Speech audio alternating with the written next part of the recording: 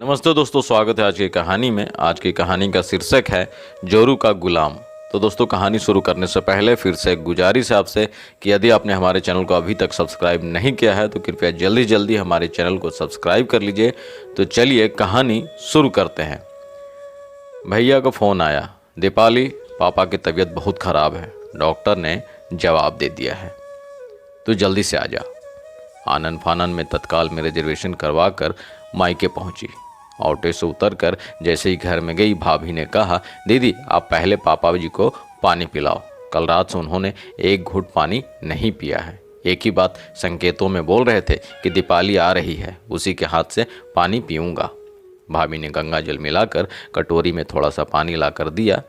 मैंने चम्मच से पापा को पानी पिलाया। पानी पीने के बाद पापा धीरे धीरे थोड़ा इशारों में बोले, बेटा अब तू आ गई है, मैं तेरी ही राह देख रहा था, अब मेरे प्राण निकल जाएंगे। मुझे अंदर ही अंदर रोना आ रहा था, लेकिन कैसे भी अपने आप पर काबू किया। दूसरे दिन सुबह ही पापा हम सबको छोड़कर चले गए। 12 दिन तो लगातार रिश्तेदारों का आना जाना शुरू था। इतने लोगों के बीच रहकर भी मुझे बार बार एक ही बात खाए जा रही थी कि अब मम्मी का क्या होगा, अब मम्मी का भला क्या होगा। पापा के बिना मम्मी कैसे रहेगी, क्योंकि 24 घंटे दोनों साथ में ही रहते थे। क्या भाई भाभी मम्मी से अच्छे से बर्ताव करेंगे?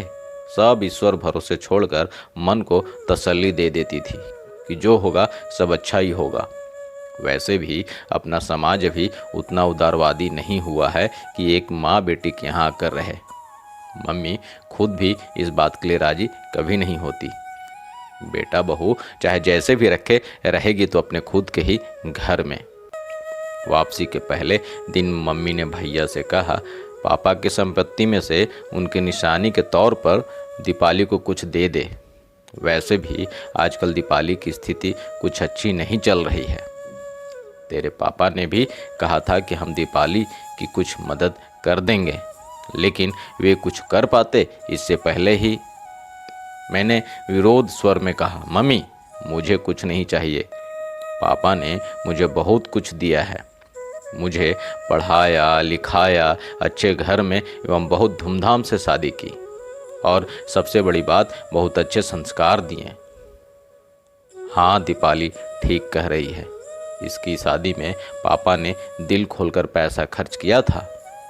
और वैसे भी कानूनन जो लड़कियां मायके से अपना हिस्सा लेती है उनका मायके से संबंध खत्म हो जाता है। जो लड़कियां मायके से अपना हिस्सा लेती है उनका मायके से संबंध खत्म हो जाता है। मुझे एवं मम्मी को दोनों को ही भैया से ऐसी उम्मीद नहीं थी।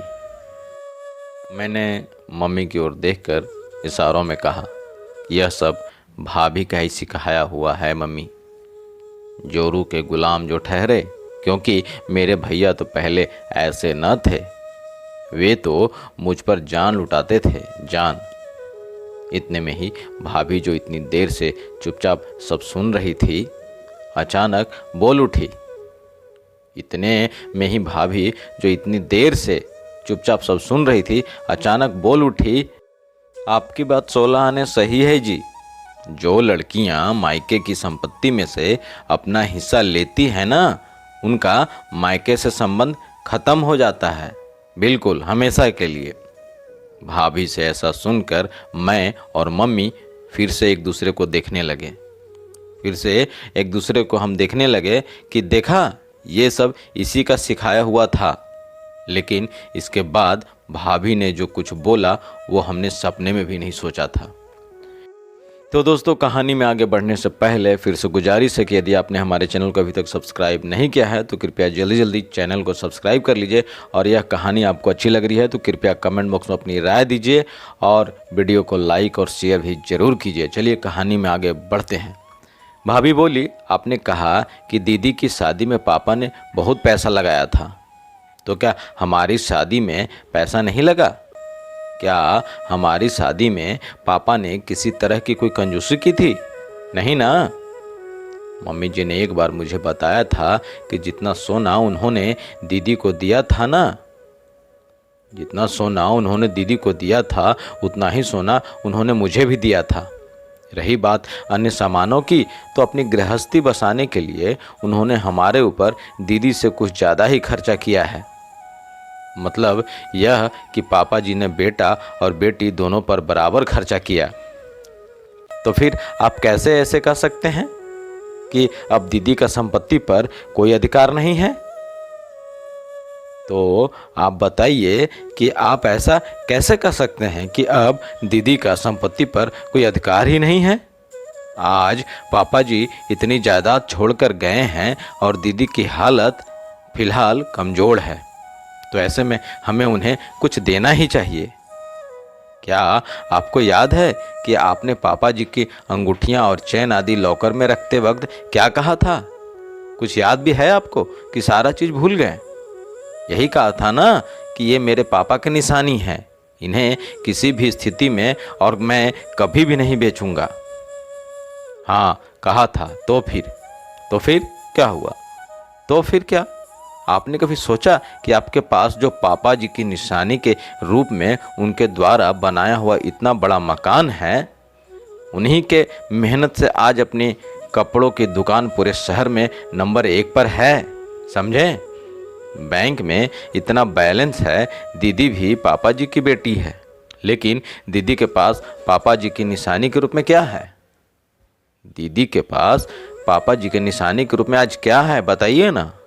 क्या आपको नहीं लगता कि पापा जी के प्यार पर जितना आपका अधिकार है उतना ही अधिकार दीदी का भी है? मैं और मम्मी दोनों भाभी को देखते ही रह गए। भाभी कितना बड़ा कड़वा सच बोल गई।